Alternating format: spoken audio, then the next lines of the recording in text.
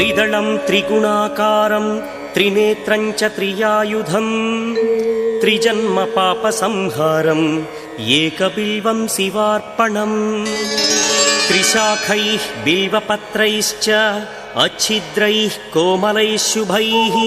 तव पूजां करिष्यामि एकबिल्वं शिवार्पणम् कोटिकन्या महादानं तिलपर्वतकोटयः काञ्चनं शैलदानेन एकबिल्वं शिवार्पणम् काशीक्षेत्रनिवासं च कालभैरवदर्शनम् प्रयागे माधवं दृष्ट्वा एकबिल्वं शिवार्पणम् इन्दुवारे व्रतं स्थित्वा निराहारो महेश्वरा नक्तं हौष्यामि देवेश एकबिल्वं शिवार्पणम् रामलिङ्गप्रतिष्ठा च वैवाहिककृतं तथा तटाकादि च सन्तानम् एकबिल्वं शिवार्पणम् अखण्डबिल्वपत्रं च आयुतं शिवपूजनम् कृतं नाम सहस्रेण एकबिल्वं शिवार्पणम् उमया सह देवेश नन्दिवाहनमेव च भस्मलेपन सर्वाङ्गम् एकबिल्वं शिवार्पणम् सालग्रामेषु विप्राणां तटाकं दशकूपयो यज्ञकोटिसहस्रस्य एकबिल्वं शिवार्पणम् दन्तिकोटिसहस्रेषु अश्वमेधशतक्रतौ कोटिकन्या महादानम् एकबिल्वं शिवार्पणम् बिल्वानां दर्शनं पुण्यं स्पर्शनं पापनाशनम् अघोरपापसंहारम् एकबिल्वं शिवार्पणम् सहस्रवेदपाठेषु ब्रह्मस्थापनमुच्यते अनेकव्रतकोटीनाम् एकबिल्वं शिवार्पणम् अन्नदानसहस्रेषु सहस्रोपनयनं तथा अनेकजन्मपापानि एकबिल्वं शिवार्पणम्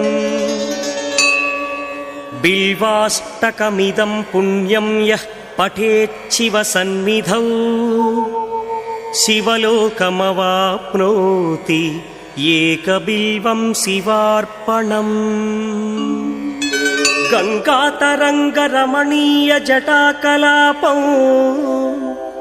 गौरीनिरन्तरविभूषितवामभागम् नारायणः प्रियमनङ्गमदापहारौ वाराणसीपुरपतिं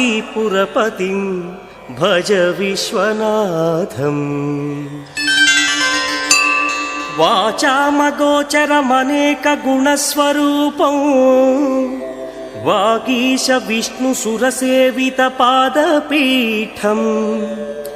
वामेण विग्रहवरेण कणत्रवन्तौ वाराणसीपुरपतिं भज विश्वनाथम् भूताधिपं भुजगभूषणभूषिताङ्गम् व्याघ्राजिनाम्बरधरं जटिलं त्रिनेत्रम् पाशाङ्कुशाभयवरप्रदशूलपाणिं वाराणसीपुरपतिं भज विश्वनाथम् सीतांशुशोभितकिरीटविराजमानौ फालेक्षणानलविशोषितपञ्चबाणम् नागाधिपारचितभासुरकर्णपूरौ वाराणसीपुरपतिं भज विश्वनाथम् पञ्चाननं दुरितमत्तमतङ्गजानां नागान्तकं दनुजपुङ्गवपन्नगानां दावानलं मरणशोकजराटवीनां वाराणसीपुरपतिं भज विश्वनाथम् तेजोमयं सगुणनिर्गुणमद्वितीयम्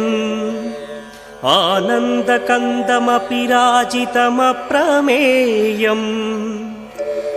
नागात्मकं सकलनिष्कळमात्मरूपं वाराणसीपुरपतिं भज विश्वनाथम् आशां विहाय परिहृत्य परस्य निन्दा उपेरतिं च सुनिवार्य मनस्समाधौ आदाय हृत्कमलमध्यगतं प्रदेशं वाराणसीपुरपतिं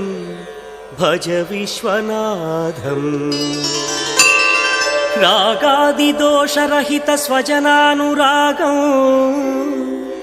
वैराग्यशान्तिनिलयं गिरिजासहायम् माधुर्यधैर्यशुभगं गरलाभिरामौ वाराणसीपुरपतिं भज विश्वनाथम् वाराणसीपुरपतेः स्तवनं शिवस्य व्यासोक्तमष्टकमिदं पठिता मनुष्या विद्यां श्रियं विपुलसौख्यमनन्तकीर्तिं सम्प्राप्य देहविलये लभते च मोक्षम् विश्वनाथाष्टकमिदं यः पठेत् शिवसन्निधौ शिवलोकमवाप्नोति शिवेन सह मोदकेन